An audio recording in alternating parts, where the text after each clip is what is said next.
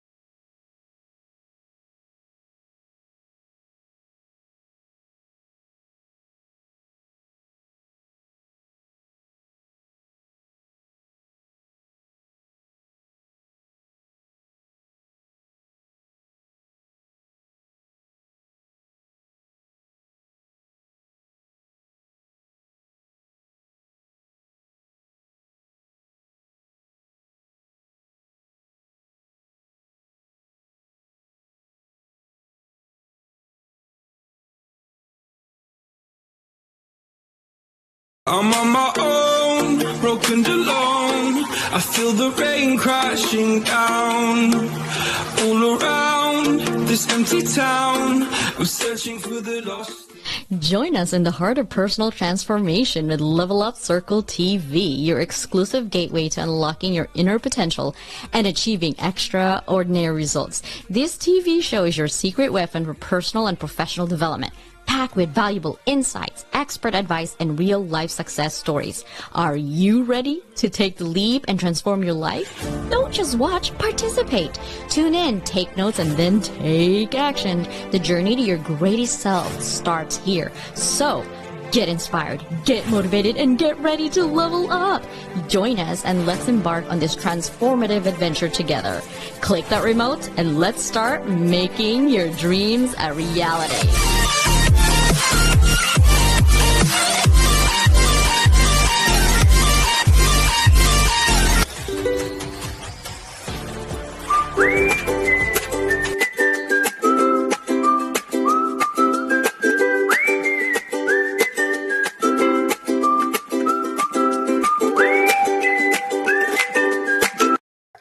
Depressed and sad, but I don't know why I'm depressed and sad. I've got everything. I got 2 hands, 2 legs, beautiful family, healthy. Why am I sad? Why am I having anxiety? Why am I having depression? Right? You can't answer those things. It's because sometimes we need a little bit of digging ourselves in, right? So I'm sharing those ADHD moments in my life, the abandonment that I had with not having parents growing up. I am an immigrant coming in this country, didn't know how to speak English when I came here, and basically focusing on mental wellness. That's my chapter. That's just one chapter, guys, right? And we have up to 3,000 words for each of these authors. We have Jacqueline here, who basically, she was, well, technically in technical terms, she died. And then she ended up in a coma for 21 days, right? And today, she's thriving. She's here. She's giving us information of how she's doing that with her life. Why not, right? Why not learn from what is there afterlife, and we're still living afterlife. So it's one of the many stories that you'll hear. We have military spouses. We have so many amazing people in this journey with us. So I can't wait for you guys to actually do that.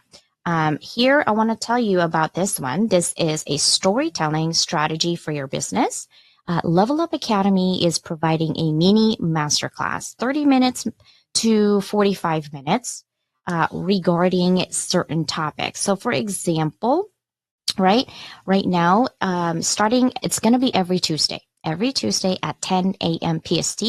We are providing free classes, and to sign up, it's actually through Zoom. It is not live. It's not anywhere.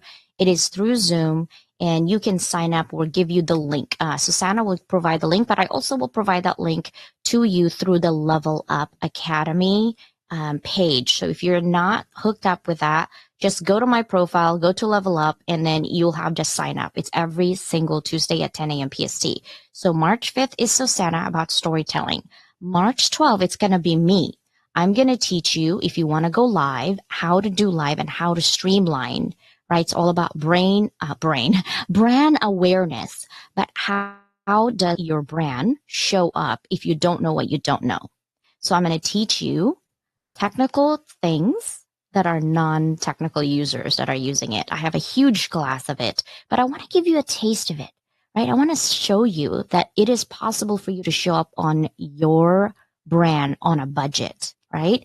I do sell those classes, so there's classes that's bigger than that, but I want to show you what you can do just even with, 30, 40 minutes class. And so that would be me. 12. Again, sign up will be through Level Up Academy. So make sure you are actually following that page.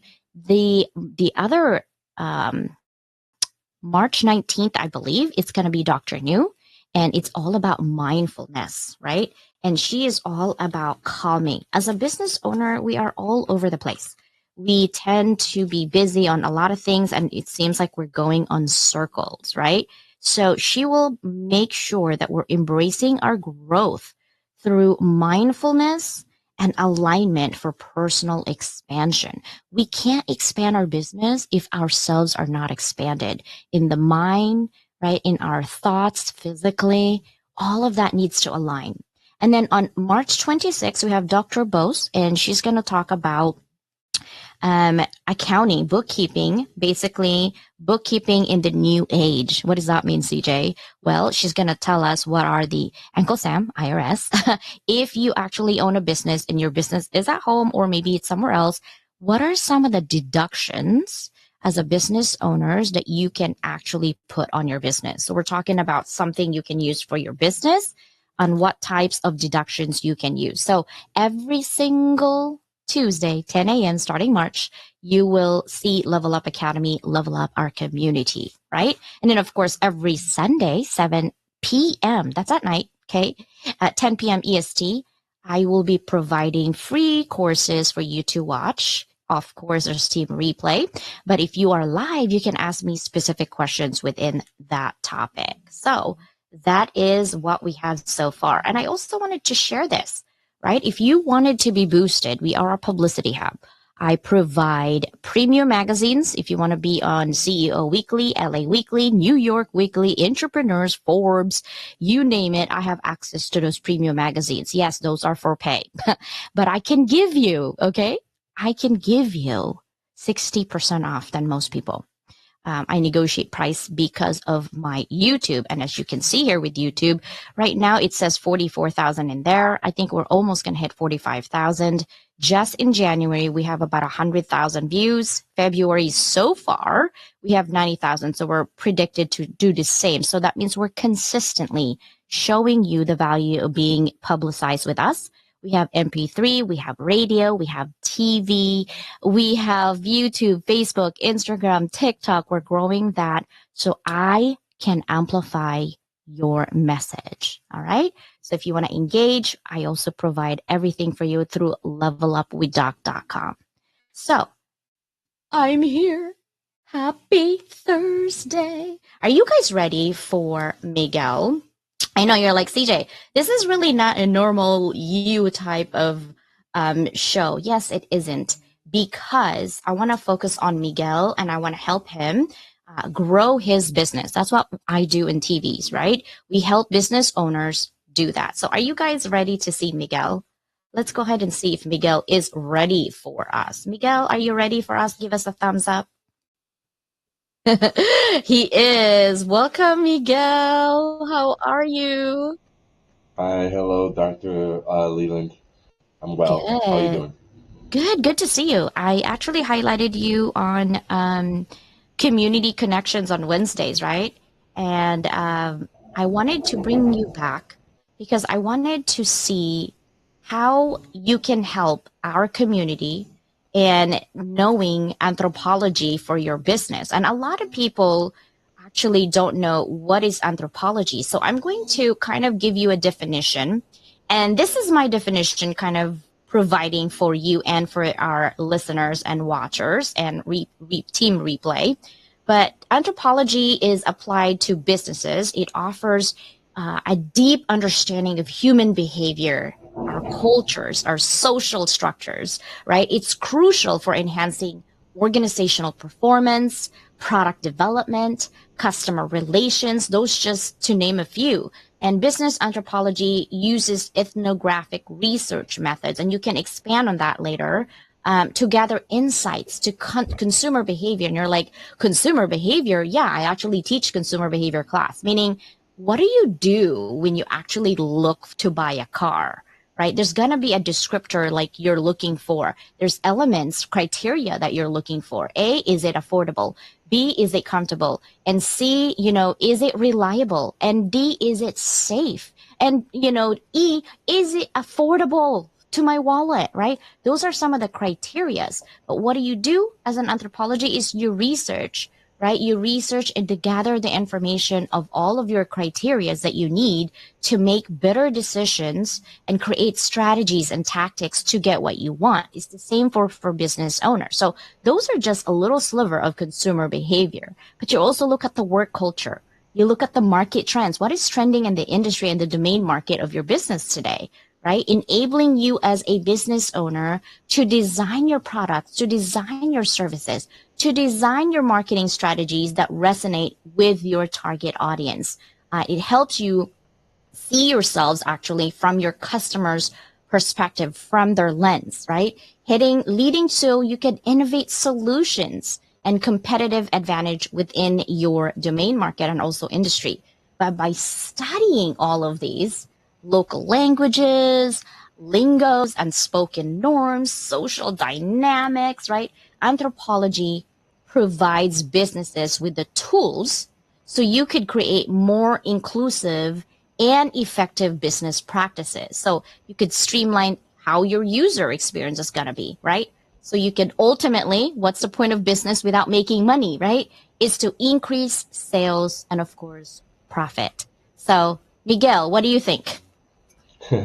All that sounds great. In particular, I wanted to emphasize it works and it works in multiple business settings as well. You can work with product development. It can work with service providers. And it's applied. Anthropology is considered the fifth field of anthropology.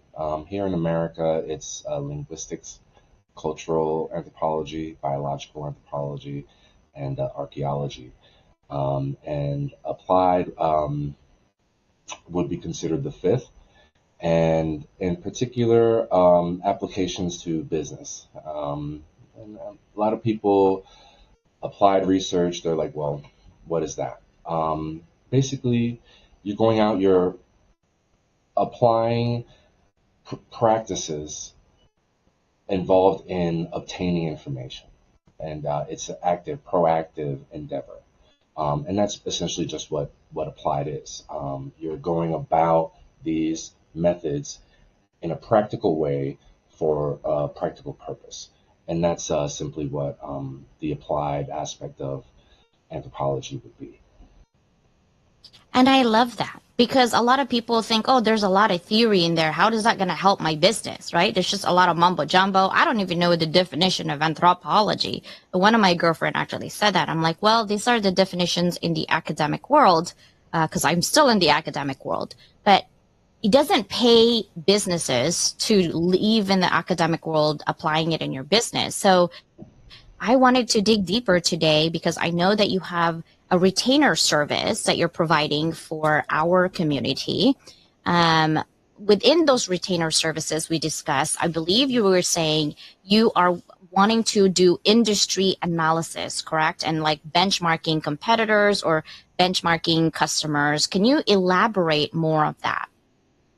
Yes, like for particular in my industry, my business falls under the industry in America. They're called NAICS codes.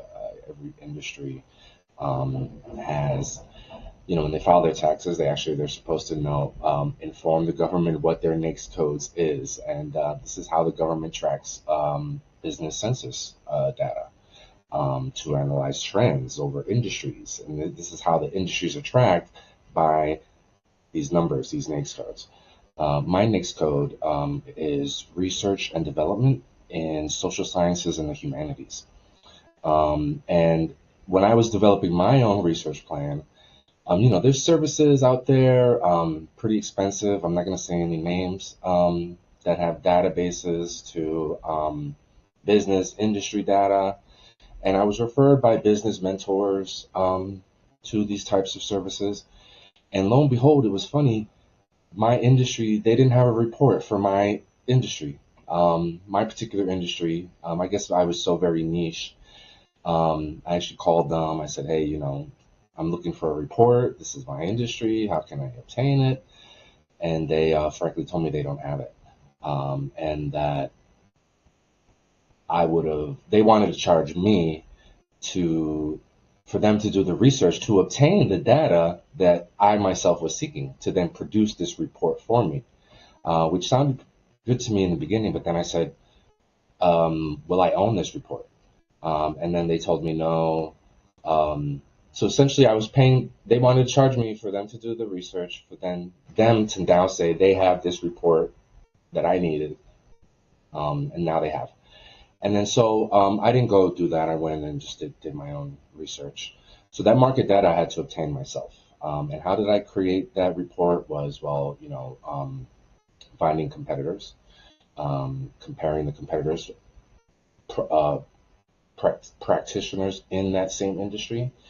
And so essentially I created that industry data report myself. And I was able to do this just because, I'm a researcher. I have the aptitude and ability to do it. But it's very, very, very expensive. It's very, very, very time consuming. And you need to know what you're looking for at the outset. You need to know where to go, how to search, and this stuff is very specialized information science. I took training in library science, things like this. And with my retainer service, essentially, like I want to consider this as like an extension of your own services. I can do research for you on a subcontractor basis. Let's say you're working on a project already, and you just need supplementary information. I can provide that for you as well. I can go and do the secondary data research for you. The same thing I did, for my own. I shared my business marketing plan with Dr. Leland. That's actually how we first met. I reached out to Dr. Leland because I wanted to update my marketing plan. And that information, so Dr. Leland's seen it. It's very thorough. And this essentially is a product that's lived since I've created it. I'm still using it, still working on it. It's becomes part of your, what do I want to say, your operating manual, I will say. You eventually become part of your business plan as well. And it's very impressive. Like for me, for example, like I'm in school now as well. I'm in college, and I say that the information and the way the information is presented, and one having it and in its production, it boosts your confidence. And particularly as an entrepreneur, having this information at hand and in access, it gives you the confidence, even if it's not something that you're going to be looking at every day. You know, you have it, it's in your wheelhouse, it's in your possession. And believe me, it's something you will reference. And it's something that others, whether outside investors, customers, they may even ask you, hey, you know, what industry you operate in, what are the trends happening in your field, how do you compare to your competitors? Why don't I go to your competitor? And you know, that research industry provider I was talking to you about, they charge yearly, and it's way more than what my fee is. Thanks. Yeah, that's why when I saw your information, I wish there's more than 24 hours in a day because I get a lot of things I want to provide. But here's the thing. I love to definitely have you work with Level Up because I do know people that, like right now, okay, Sis Danielle, if you're watching, I think Shonda could definitely use help from Miguel for sure. I was talking to him about that.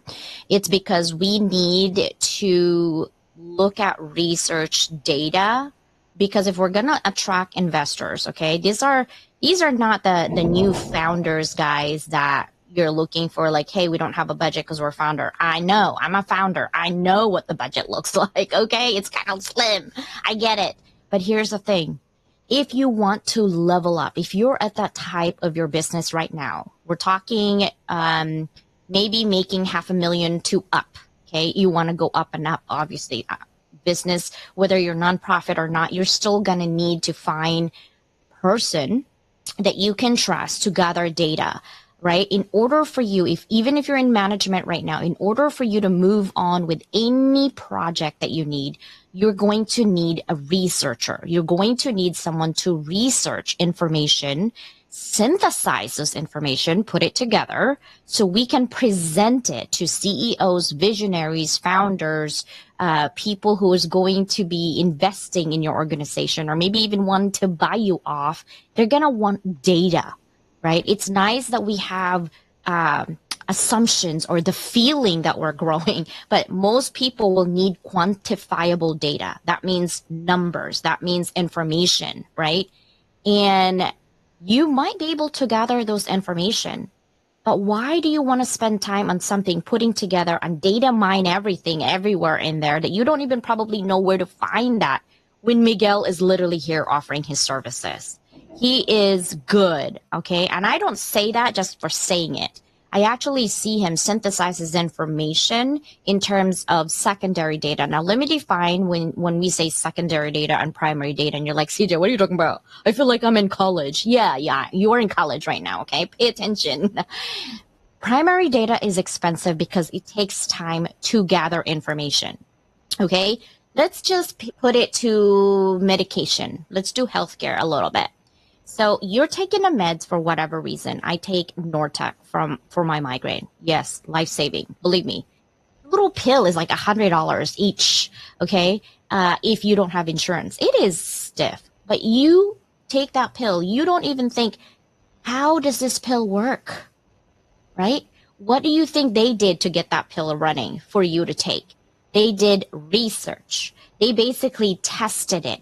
What they probably more likely do is not secondary data. They did primary data. That takes years, okay, to gather how many people actually took this, how many people improved from 0 to hero here, from 60% to 20%. You see all those numbers that you see in your medication? Those are research, right? People like Miguel research them to ensure information gathering is non-biased as much as possible. But when it comes to healthcare, those are very specific things. But we do it for business.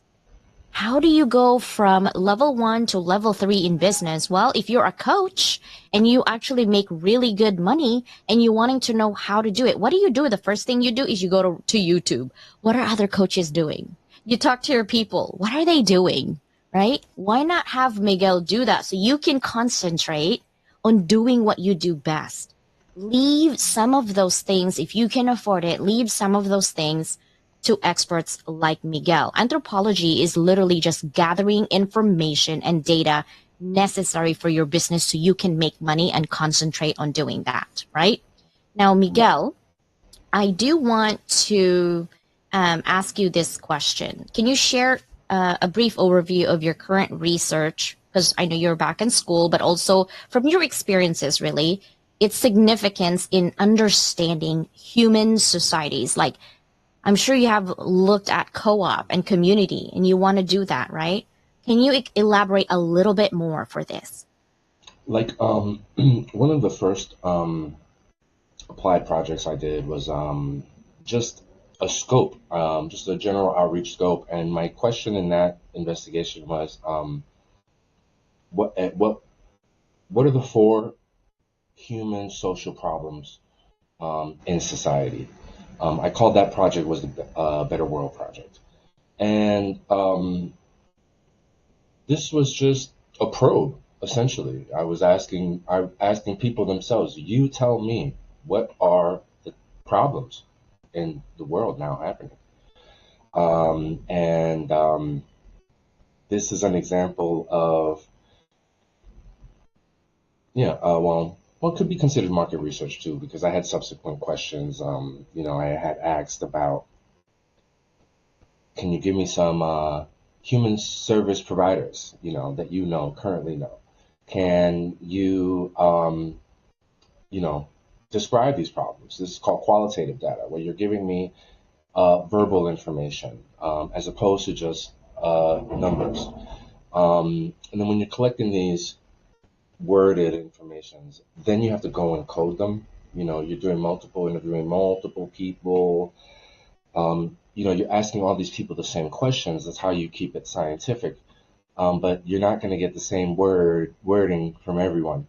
So then you have to go through that, and it's called coding. And actually, going through highlighting and finding trends within the different interview phrases. And then after you do the coding, then you go on to the process of synthesizing, which is, working with the data, observing the data, and then you extracting insights and information from your observations and that data that you've collected. And then this report, and then after this, I put it all in a report. It was very cool. Usually my reports are written. I made it this point in an effort to make this report visual. It was very, very, very visual. I had graphs and pie charts, and it was very, very cool. It was a very, very exciting project. And it did. That's exactly what it did. And that's what its purpose was to understand human society from humans themselves. And, the scope of that project was then to take that information, put it into the report, which could then be turned into an actionable product. For example, I could have took that to Albany, some politicians, and saying, hey, this is what your constituency believes, and it may not sound right to the average lay person, but this is how business works nowadays, where it's not just the numbers anymore, it's about the human experience, and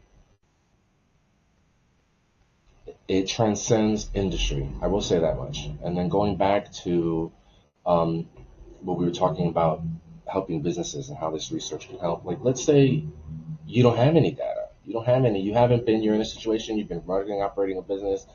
You never set up any metrics, no tracking, anything. But with a service like mine, we can benchmark you in your industry. By identifying you in your industry. This is your industry. Then we'll benchmark where your place in that industry is. Believe me, that is sufficient and adequate data for you to start making some actionable, moves and recommendations with that. And that's like probably the simplest. It's probably the beginning go-to thing you can do is identify your industry and place yourself, find out where you are within that. Yeah, and I love that because people are like, well, I still, don't get how you could use that service. Well, let's just talk about coaches because I have a lot of mindset coach friends and also coaches in general, whatever you're coaching. And I see on LinkedIn, there's like droves of coaches. It's craziness, right? When you are a coach, you're trying to navigate in the sea of competitors. Now you have to go and study not just yourself because you already know yourself, but also study your competitors, right? In the industry. So you got to look at the bigger picture. What is the industry trending?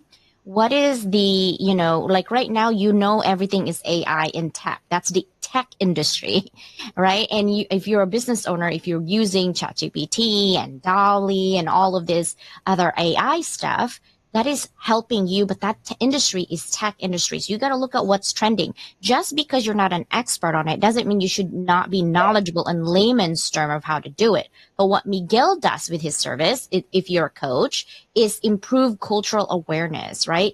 Anthropology basically look at coaches and said, hey, what are some of the people that are complaining at this moment, right? Maybe it's mental degradation. Maybe it's mental wellness, right? A lot of people are doing that. I mean, we see it in our culture here in America, shooting every day, especially children killing themselves for what? So if you are in education, you could engage Miguel to do that research. If you are a coach that doing mental health wellness, you could engage Miguel for looking at secondary data on how you can help your customers, your current and future. And also, you can enhance adaptability and flexibility. By looking at anthropology, you're looking at the behavior of the people. What are some of the coaches doing out there right now and tailor your approach so you could meet that unique needs and perspective. Miguel can also do that for you, correct? Correct. And what Dr. Leland is describing, and just think of like I got the imagery now. Like think of like a like a dance floor, you know, and you want to get down and get some Okay. moves in, but Yeah. at the same time you're doing your own thing, but you are aware of what's going of those around you as well. You need to know your space. You know who you are, but you also need to be aware of the space you're operating in as well. Oh my gosh, I can just picture it now that you said that. Like some people, Sister Susanna, we were at Podfest. I was like, come on, let's book. We were in the dance floor and she looked at me like, yeah, no, not my genre of music. And I said, hey, even if it wasn't there, I'm just gonna groove. You can still groove while you're standing, like so you don't look weird when people are dancing and we're just here, have fun. It's the same thing with anthropology. If everyone is actually doing one thing, you don't want to follow the one thing. You want to be differentiator, but you also want to be aware what is that one thing that everyone's going in for. That way you can be ahead. That way you can have a strategy. That way you can have a tactic for you and your team if you have a team. That's what anthropology does. Oh my gosh. In your opinion, what is the most contentious issue right now in anthropology today? Where do you stand on it? Most contentious issue right now, in my opinion, it's an issue in change management, and particularly in public administration, public governance. And the business anthropology is great. As a field, it's developing, it's becoming more known. I'm connected with other business anthropologists on LinkedIn, and I would say my field is it's improving, but this is the private sector. Once again, knowing your industry, this is a private business anthropology, I guess, is what I'm speaking of, and I'm noticing an uptick in trending. But that is being driven by private corporate interests. And well, here even I am. Here I am. I'm pitching my services to business owners as well. But translating that, I want to do that. At one point when I get to a stage, I want to translate that into the public governance sector as well, and do research in human services applications, program administration, things along like that. So I would say the contentious issue is anthropology. Yeah, it's nice they'll do this as like an academic research endeavor. But me, here I am in my practice and my purpose. I'm going to be bringing that over into more public realms, more public spheres, involving social governance and equity.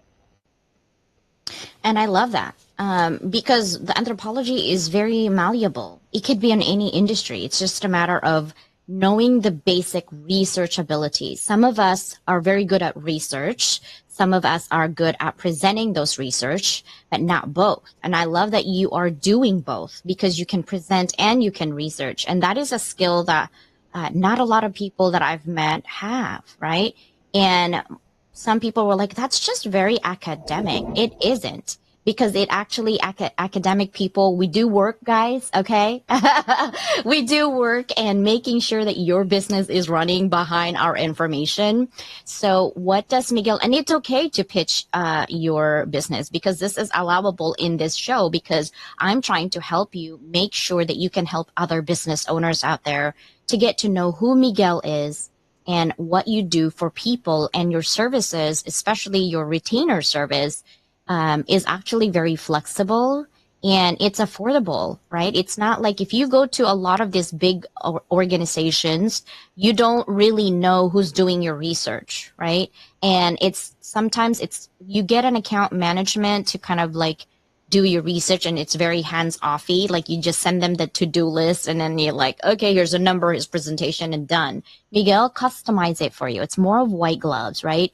He has to make sure that the relationship with you and your business, it's not a one-time deal. It's a continuous, whether you want his services every month or every other month or once every quarter. He nurtures those relationships. And that's one thing that I push him in this show with me. It's because I believe in Miguel and his services, because I've seen it. I've seen it when he showed it to me.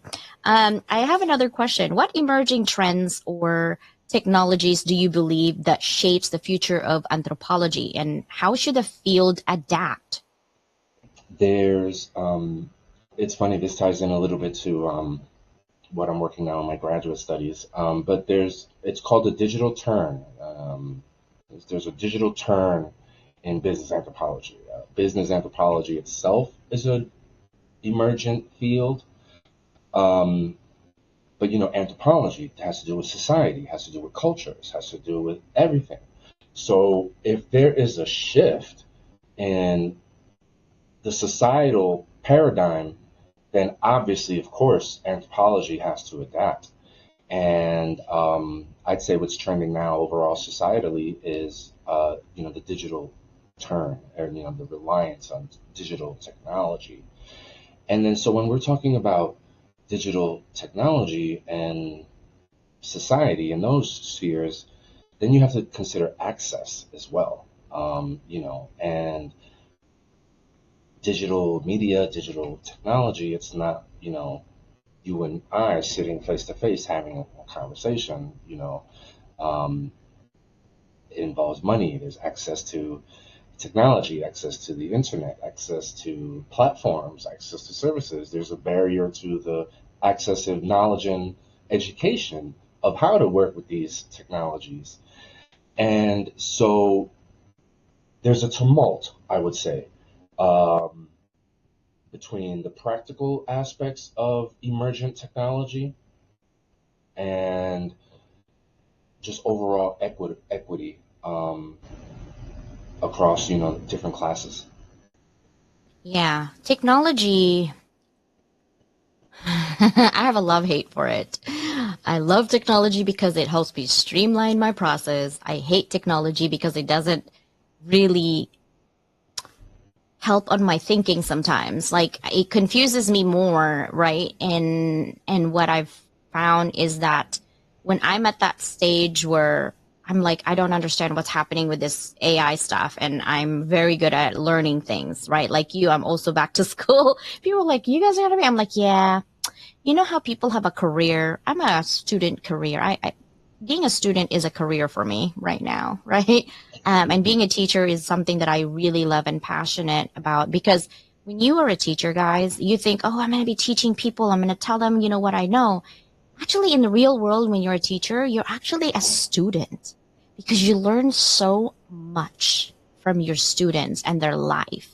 And a good teacher, an excellent teacher, be quiet more and listen more, because you can give a topic like anthropology. And you can ask your students, right, who actually is an expert on that, because that's all they breathe, sleep, and eat every day, and thinking about how they can help communities. Why would you tell them what anthropology is when they're the one who's actually studying it? Okay. So that's what being a teacher is. Giving that information, but then asking more information from your students who are doing that. If you are a business owner and you're like, I don't know how Miguel could fit in my business, ask yourself, are you growing? Are you growing fast enough? What is stopping your business right now from blowing up? What is your business stopping right now, that information that's crucial for your investors to see? What is happening in your industry that you might want to know, but you don't know because you don't got time? That's when you ask Miguel himself. Okay, I'm just saying. I'm giving you guys a little leg here and a heads up. That's where you actually engage Miguel, because he is an expert in researching, okay, information for your business. Just like a lawyer would, or a doctor, we have retainer services, meaning you can retain our services monthly. We don't do hourly, because some research will take us maybe 10 hours, and you won't be able to afford it then. Right? So we do a retainer service where we are free to do the research, but your concern is the outcome of the research. And what we do is we don't just give you random numbers.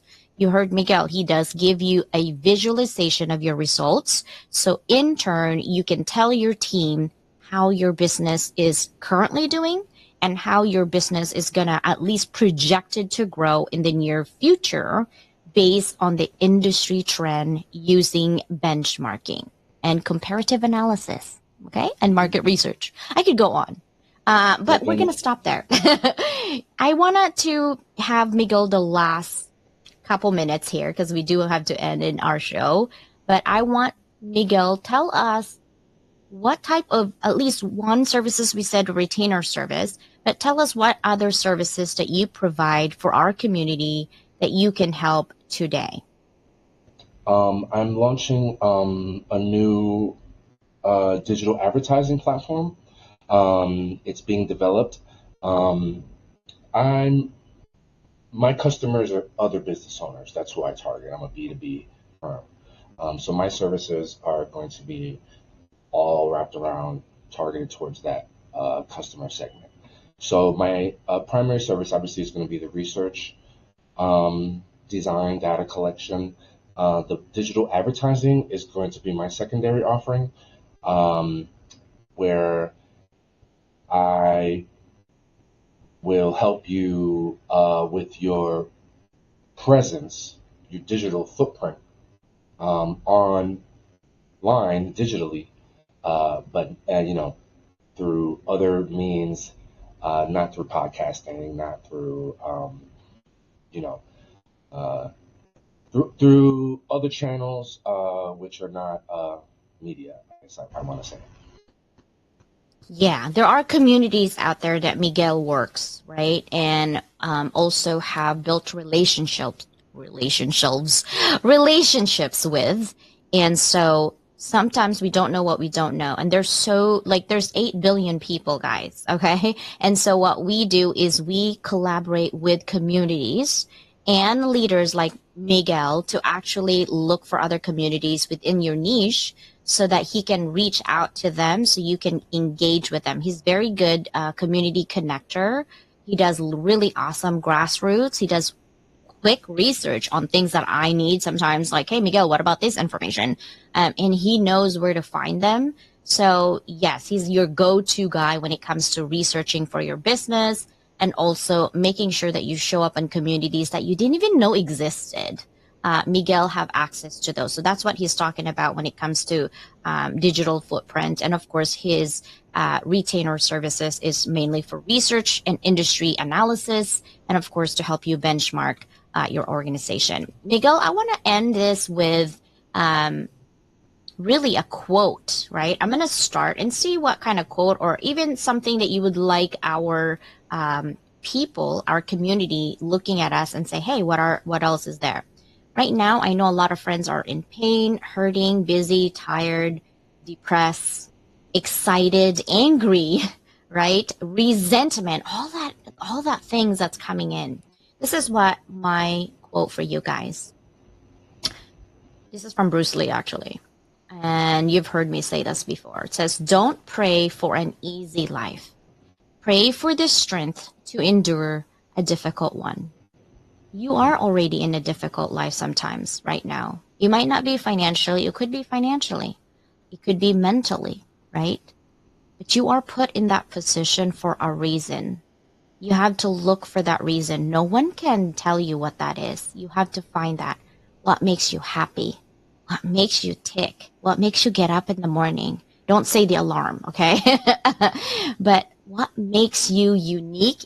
You're the only one who can answer that. And don't let anyone drag your attitude, your mood, right? It's easy for us, including myself. Like when I get a weird text, and I'm like, right? But really, it's your choice. Do not allow external factors to actually shake your core, because you know who you are, right? And if you're struggling and any little tiny thing could tip you off, you can reach out to me and we can put you in alignment and straight. And if you need research, you can reach out to Miguel. Okay, your turn. I'm actually, I thought of this quote. This came to me when I was actually taking a trauma class in undergrad. And it was, we are born already, who we need to be. We're born already with everything we're supposed to have. And then our whole life, the world is what's trying to change us.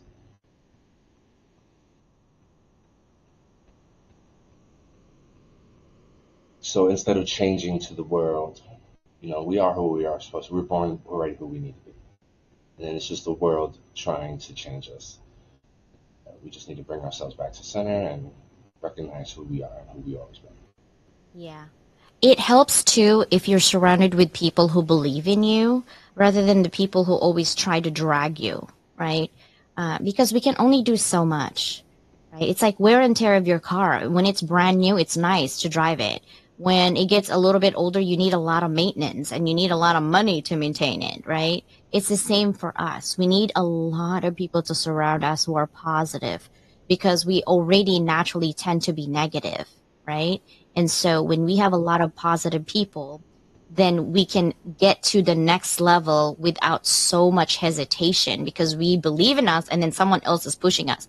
Here's another thing that I want everyone to be challenged today, including you, Miguel, is who is in competition with me to be kind. I want to compete with Miguel. I can compete with Miguel on kindness. Like, I want to be kinder than you. I'm going to do something really kind, Miguel, today. That is the competition that I want. The compassion, the empathy, the kindness, the collaboration. I want to compete with all of you. Do you think you can outdo me on giving? Let's see how many giving you can do today. That is your challenge. A smile, a hello, a support, a like, a comment, an engagement, a DM. Those are compassions, right? Because we do need those compassions and we do need those engagement. Any last minute, Miguel, that you would like everyone to know about where to find you and your services? My website is www.daar.llc.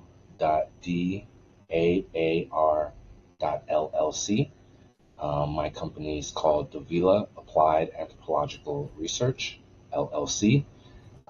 We are headquartered in New York, New York. And yes, I wanted to share earlier about what you can do with industry benchmarking. Like I said, I wasn't even aware of my own industry, and was starting a business in it. the data I needed didn't even exist. I had to find it and create it. And once I had that beautiful data in front of me, I discovered that my industry has been showing growth for the past 10 years. And no one knew this. And I was able to ascertain that with Wow. this data. And that's been like the selling point. Like, wow, you're in an industry that's shown market growth for the past decade. And, if that's what the numbers say, that's something you can claim. So I just as an example of what you can do with industry data. Yeah, so repeat that website, www.daar.llc.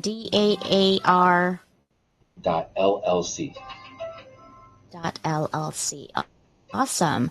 All right, guys, thank you so much for being here and also making sure that you engage with Miguel. If you can't find him, he is actually on LinkedIn. He's hooked up with me as well. So keep that in mind if you need anything. Here is a QR code for Susanna's storytelling. Right now, you can sign up through that QR code. There's information directly through the sign up on the Zoom. So you can go ahead. I'm going to leave it for 30 more seconds on here. And then, of course, make sure that you go to www.daarc.llc. That is where Miguel is housed, No, his website, right? DAAR.llc.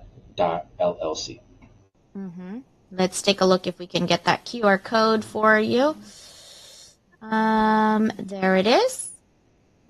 I don't know why it says Amazon Music on it, but it's DAAR.llc, guys. That is for Miguel's website. All right. Have a fantastic day, Miguel. I will see you in a little bit. Thank you guys for being here today. I appreciate you. I know we hit over 1,000 today. And for all of those of you who are here still 600, thank you so much. Keep in mind our 7 p.m. PST Sunday show is also going to be educational. So you're going to learn a lot from theories, university theories, and also how it relates to your business. I will see you guys, let's say, tomorrow for the MP3. Saturday is a radio show, Live 365, the Block 105 radio. And then, of course, we take a break on Saturday, and we will see you on Sunday evening. Bye. See